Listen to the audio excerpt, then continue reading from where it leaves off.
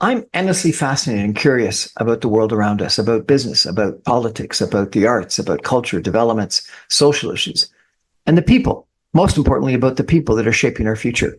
Every night, I get the opportunity to have conversations, to dive into conversations with thought leaders, with change makers, entrepreneurs, politicians, and everyday heroes who unpack the ideas and stories that I think matter to all of us. What's the future of our economy? What's the future of our country? How do we build stronger communities? What can we learn from music, theater, sports, politics, the arts? How does policy shape our real lives? What does leadership look like, real leadership in today's environment? If it's interesting and relevant and topical and we're talking about it, you'll hear about it here at 6 o'clock on the Brian Crombie Radio Hour. I want to have real conversations, in-depth conversations. These are ideas we're sharing. This is the Brian Crombie Radio Hour. Thanks for joining me.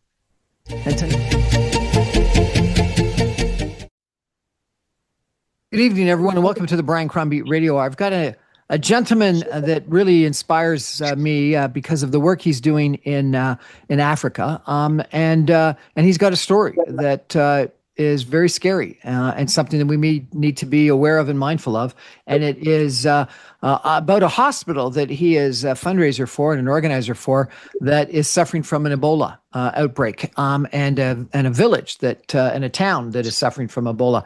And it's, a disease that I think we all have heard about and read about a little bit, but because it's so far away in Africa, we don't sort of pay attention to it. So I thought that having someone on that can tell us about the reality on the street, the reality at a hospital, the reality in a town, albeit in Africa, but the reality of it all, and the challenge of raising money for PPE for the physicians and the people in the hospital would be really interesting and helpful. So Jim Bright, welcome to the show. Thank you, Brian. Good Off the top, let's just orient people. Tell people the name of the hospital, where it's located, and how many people work in the hospital, if you could. Sure. We are a small private hospital located in Bunia, which is located in northeastern Congo, close to the Uganda border. It is located on the Albertine Rift. It's actually a very, very beautiful place. The soil in the ground and the vegetation is pretty lush. I mean, it's. I think you could plant a stick in the ground there and it would grow. It's that good. If anybody has been through the what I call it, the Holland Marsh area. A lot of the land is like that, very fertile, very good. It should be the breadbasket of Africa. So we are located in the largest city, in the capital of Ituri province, which is that city is called Bunia. It is a city of about 500,000 people. But it is in Ituri province, and Ituri province has many, many what they call internal displacement camps, both formal and informal camps. I have personally visited both, some of the informal camps and the formal camps. The formal camps being funded by UNICEF and organizations such as this. The informal ones are simply where people have found some place to set up a tent, and then another person sets up a tent, and then next thing you know, you have 150 or 200 tents and families in one spot, and it grows from there. Not funded at all in any way, shape, or form. I suppose what I'm getting at is that while Bunia is a city of 500,000, which is a good size, but not huge, the displaced population in Ituri province surrounding Bunia, if you were to take a radius of 100 kilometers, say, and count Oicha and Beni and so forth into that, the displaced population is about 5 million people. So 5 million people are displaced. 5 million people are internally displaced from rebel action. I mean, we've all heard of blood diamonds. We've all heard of precious minerals of coltan and all the exotic rare earth elements that we need for our cell phones, and they all come from this region. And so there's a lot of rebel action. Everybody wants a bit of it, and there's not a lot of government control in the area. So you get rebel factions. Well, the reasons that there are so many rebel factions and so much violence is very historical and very fraught. But there are 5 million people as a consequence that have been displaced from their villages and are in camps around in Ituri province, where the Ebola epidemic is currently centered. This is So like the Bunia epicenter. Bunia is the epicenter, because anybody who gets sick with Bunia ends up going, or gets sick with Ebola ends up going to Bunia for assistance and help. Yes. So we are a small clinic. Hospital. We started 2.5 years ago as essentially a walk-in clinic, if you will, but very quickly realized that we needed some beds to house people because they had nowhere to go and they needed professional care. So from being just a simple walk-in clinic, we quickly went to a 15-bed hospital.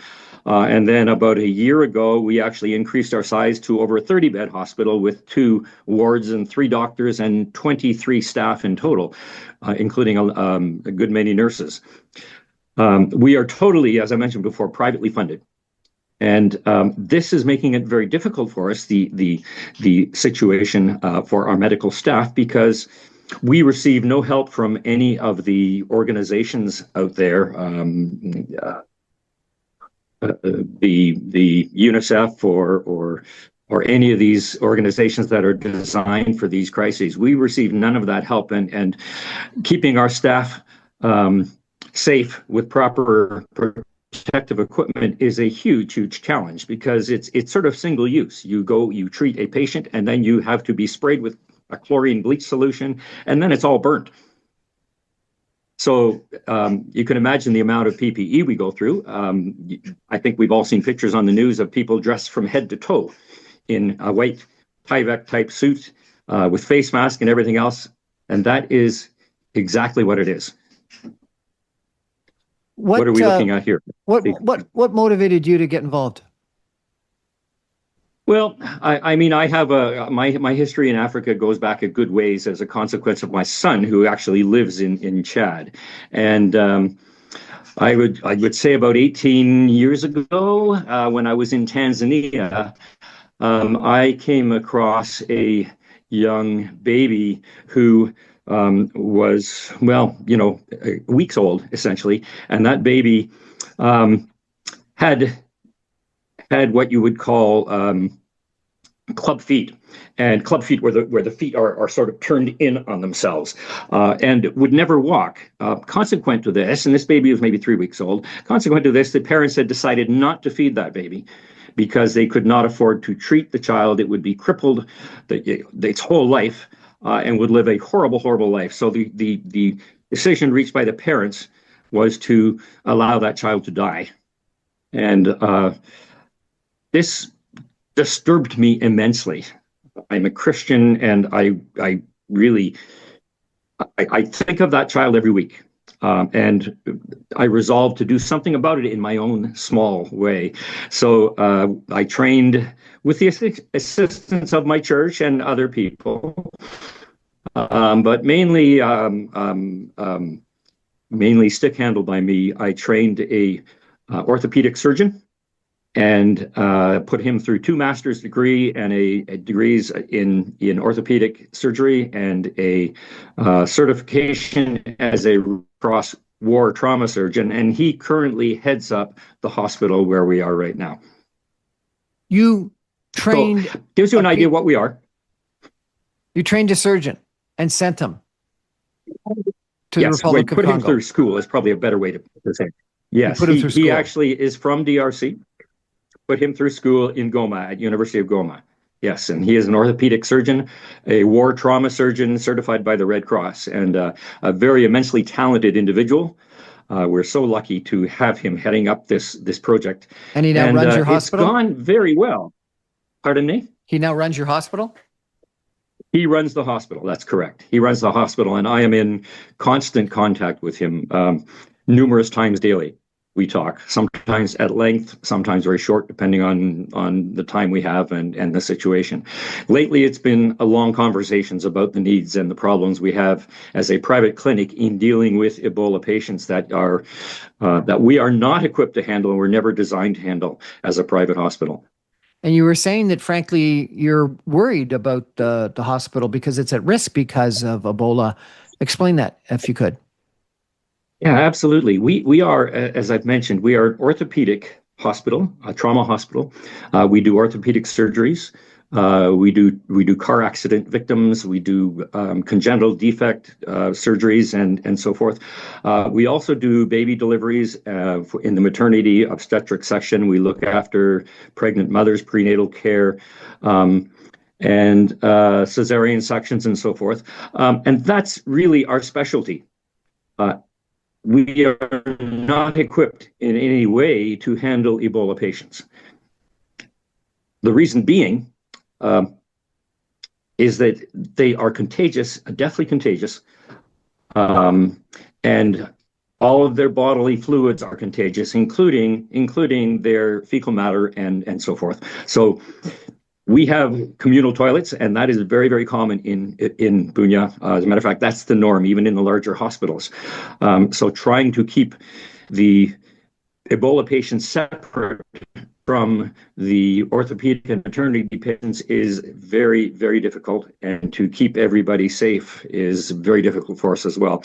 We're currently trying to very, very quickly reconfigure as best we can to have a separate place for the Ebola patients, a separate building totally.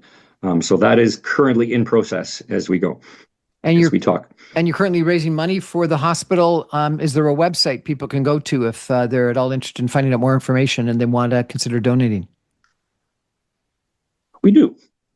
Thank you for asking. The website is www.mungu, spelled M-U-N-G-U, medical, one word, mungumedical.org, O-R-G. And donations can be made at that website, and they are indeed actually tax deductible. We are encouraging people to help us out by donating one set of PPE, personal protective equipment. And that protective equipment, well, it was $40 last week. It's now $50.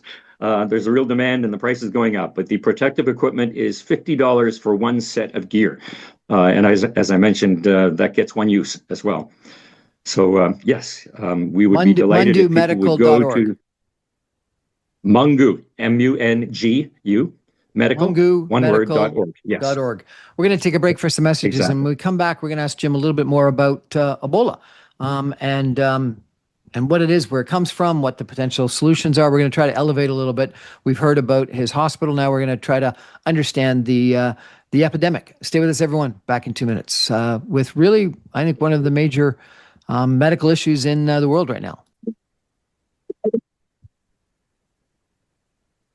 Welcome back, everyone, to the Brian Crombie Radio Hour. I've got Jim Bright with us tonight, who is really an incredible individual because he spends a lot of time raising money for a hospital in the Democratic Republic of Congo, the DRC, and in Africa, and gets very involved in obviously the issues associated with what's going on there. And the issue today is Ebola, which, you know, I think a lot of us have read a little bit about because it's in the news and stuff, but a lot of us don't know a lot about it because it hasn't impacted us.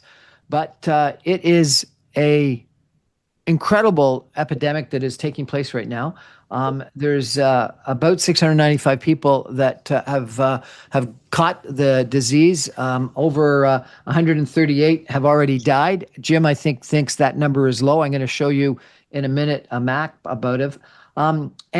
And maybe, Jim, you can tell us a little bit about the disease. I want to come back to the hospital in a minute, but I want to understand so everyone else can get an appreciation. These people, from what I understand, you know, arrive at a hospital or wherever, bleeding profusely through their nose, and it can't stop, with complete dehydration, with diarrhea and vomiting, and they die reasonably quickly. And there's hardly any, if no, potential drugs to heal them. Is that the case? Is that your understanding? It is somewhat accurate. I could be correct a little bit. They can sometimes bleed internally and from their lungs and will cough up blood sometimes, but uh, not all the time. This version of Ebola is called the Bundabujo strain. It was a rare strain. I don't think it's so rare anymore. It is not the strain that is treatable with current medications. It is not the strain that has a vaccine as the other. I can't remember the name of the other strain, but this Bundabujo virus is not treatable, and it is not. It is there is no vaccine for it. The initial symptoms of this disease mimic a lot of other very prominent diseases in that region. I could name some: yellow fever, malaria, schistosomiasis, even. And so, when a patient shows up at our door or any medical facility showing these symptoms, we now have to presume, for the sake of safety, we have to presume that they have this virus. So we immediately have to isolate them. We provide them with an IV for hydration. We provide them with some pain-killing medication if necessary. We will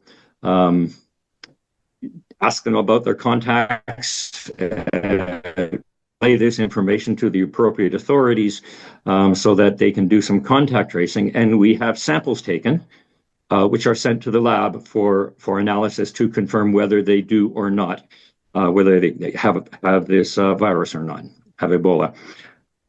The problem is, yep. Go ahead. Sorry, Brian. Please go ahead. The problem is that the testing facilities. It is a very difficult test. It is not an instant test that you can take. It requires what's called a PCR test. It is a polymerase chain reaction test, which is a type of DNA test, a fairly sophisticated test with a sophisticated piece of equipment, and it's a lengthy test. As of a couple of weeks ago, there was only one particular machine in all of Bunia, city of 500,000, that can actually do this testing. Each test takes about 4 or 5 hours, as long as the test goes well, and that will do about 40 or 50 samples. So you can maybe, on a good day, do 100 samples, and I would be willing to bet that the number of people being infected daily far, far exceeds 100. So it's almost impossible right now to keep pace with it, or at least as of a couple of weeks ago. There are some new facilities being installed from Samaritan's Purse and UNICEF, and I think the WHO is in there as well. So things are slowly ramping up, but you mentioned less than 700 cases that are known, and 100 odd deaths would be very, very low compared to the reality on the ground.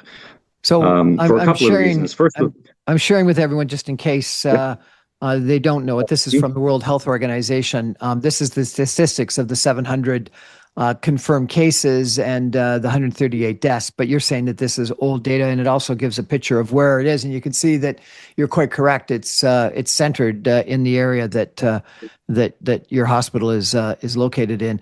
And very interesting, it has ramped up fairly extensively just in the last week or two.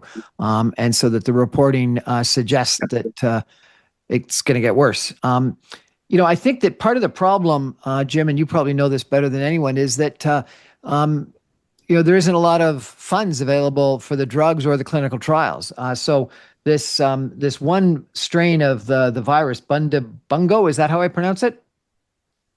Bundabujo. Bundabujo, first emerged in 2007, and they started doing tests on it, but but I guess before they could actually complete any of the clinical tests, it went away effectively.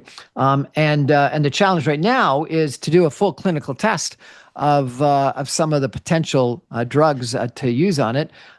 You've got to find those patients that have got the disease but are still alive, and do the contact tracing that you've talked about, which is a challenge. We'll all may have remembered the word or the name remdesivir, which was a drug that was used for COVID back during the pandemic that we all shared. It has been found to be useful, and they are doing tests on it, but again, they haven't got the time to do the clinical tests, and so therefore it's not approved. And even if it did, it's expensive, and so getting the drug in the hands of the people that need it is a challenge. There is a cheaper oral version, bledisivir, which is also available, but again, no tests, no clinical trials, no money to buy it. So you've got the problem of identifying it, you got the problem of treating it, you got the problem of doing a clinical trial to come up with the solution for it to treat it, and then you got the challenge of affording it. Absolutely. This is going to get a lot worse before it gets better. And unfortunately, it's pretty much hidden from the news right now. The news is full of the Iranian situation and Israel and the West Bank. Nobody's watching this. And it is very real. People are literally dying on the streets. We have seen it, and we have seen videos of that. And if you're seeing people collapsing on the street, how many more are dying in their homes?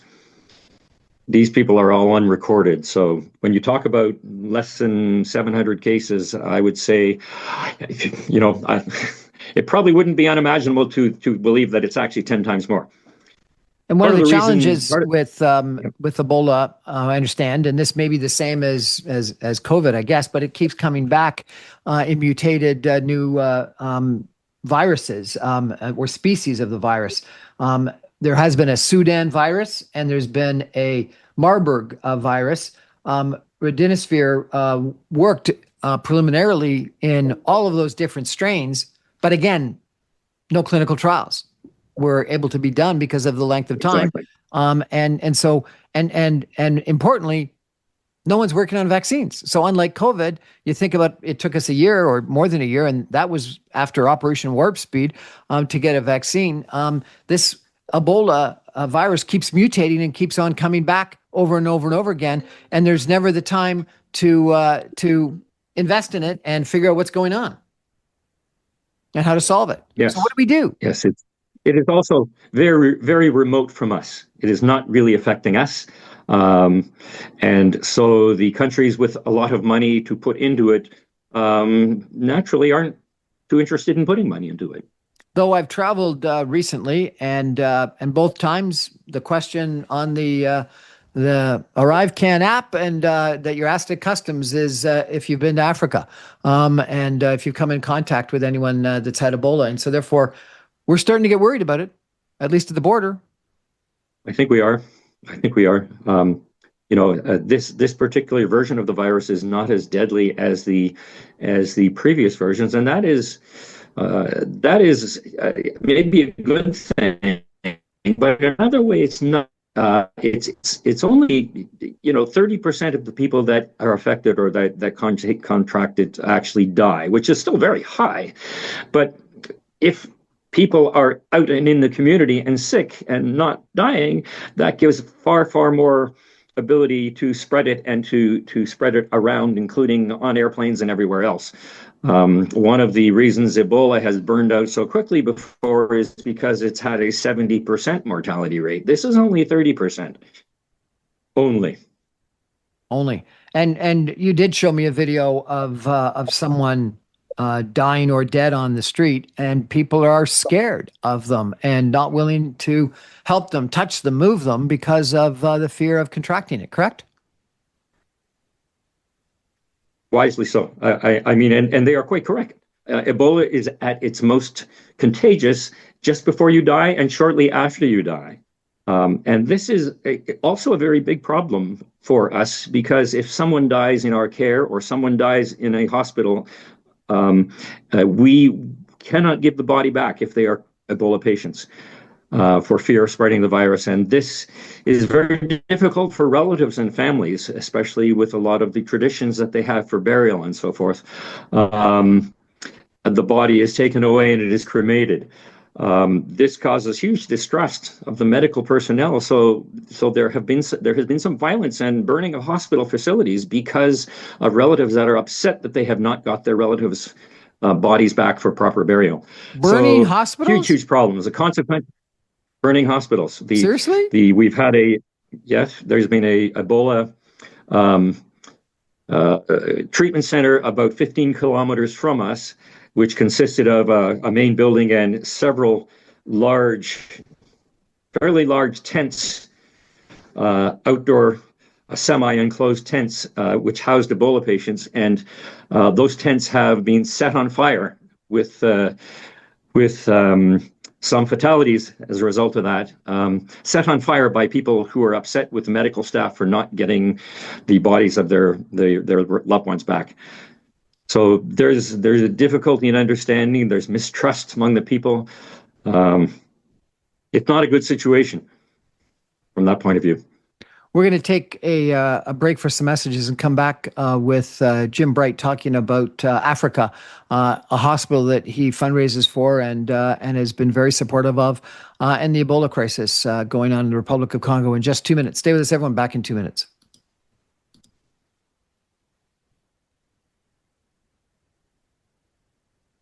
Welcome back, everyone, to the Brian Crombie Radio Hour. We've got Jim Bright with us tonight. He's telling us about a hospital that he has or he is funded and raises money for, that is in the Democratic Republic of Congo, that is really challenged right now with the Ebola crisis that has overtaken the country and the city that he's in. It's interesting when I read more and more and learn more about Ebola.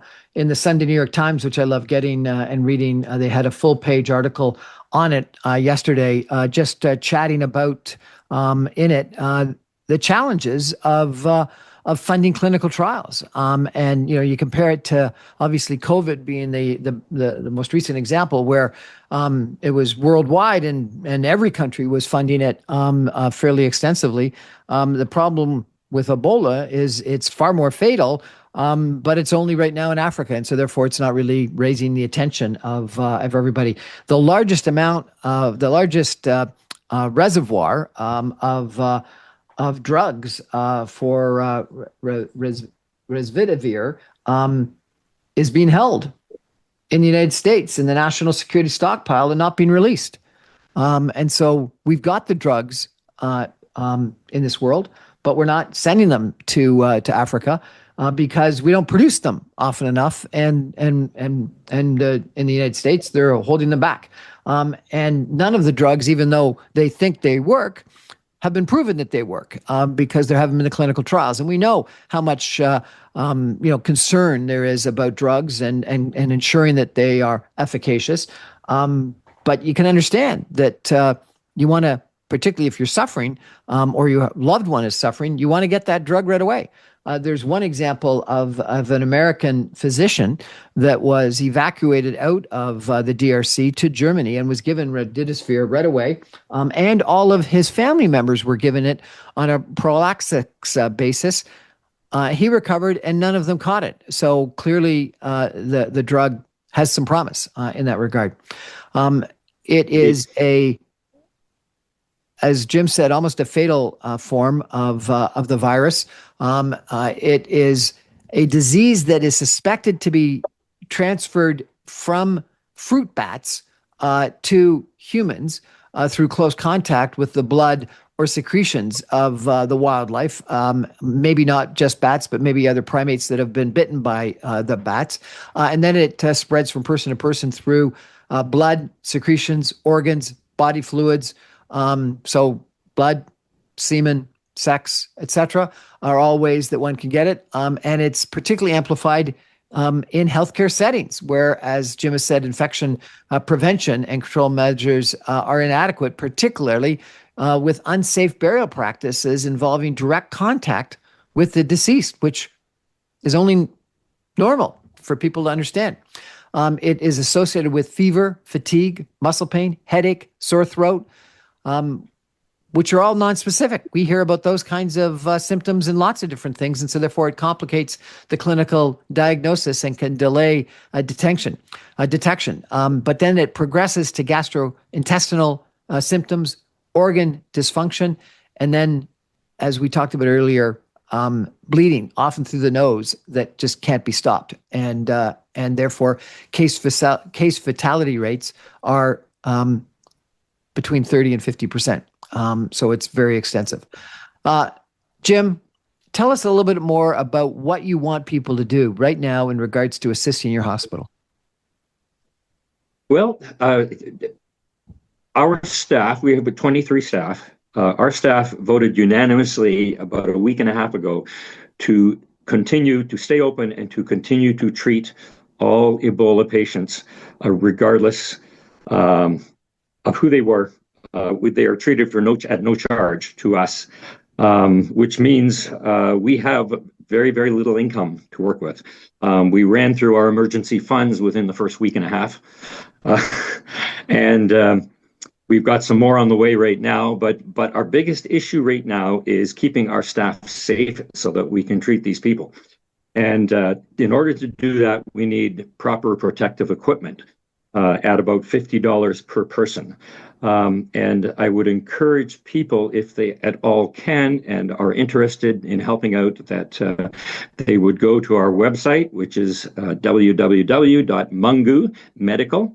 MUNGU medical, mungumedical.org, and donate $50, 50 Canadian dollars to help save a life. It makes a huge difference to us. As long as we can keep our staff fitted with PPE, they said they're going to risk their lives, which is what they're doing, to continue to treat Ebola patients as they walk through our doors. I think it's incredibly brave to consider what they are doing. Just to add one small thing, we know of another hospital within 10 kilometers of us.